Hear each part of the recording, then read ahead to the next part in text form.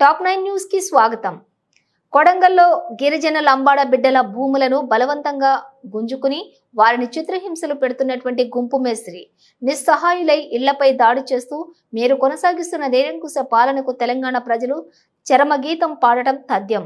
ఈ తల్లులు పడుతున్నటువంటి బాధకు ప్రతీకారం తప్పకుండా ఉంటుంది. పోలీసు వాళ్ళు రోడ్డు మీద గండ్లాడైనా పొలాల్లో కూరుకుతున్నాం. రాత్రి అంటాలేము పగులు అంటాలేము. ఆ పొలాల కండిషన్ ఉంటది కదా, ఆ సలుల పొరకల పోయి వండుకుంటున్నాం రాత్రికి పోయి. పూరా రాళ్ళు అంటలేం, రప్పాయి అంటలేం, పాము అంటలేం, తేలు అంటలేం, ఏమంటలేం. పోయి అందుట్లో వండుకుంటున్నాం తాళం వేసి. తాళం వేసి ఈ పిల్లల జిల్లా అన్నీ తీసుకొని ఇట్లా పరిస్థితి వచ్చింది మాది. ఏం చేయాలి? పూలు లేదు, గంజి లేదు. ఇంత ఏమన్నా బియ్యం పెడితే పాసిపోతుండేది పొయ్యి మీద. పొయ్యిలో ఇంగిలం లేదు, పొయ్యిలో ఇంగిలం లేదు.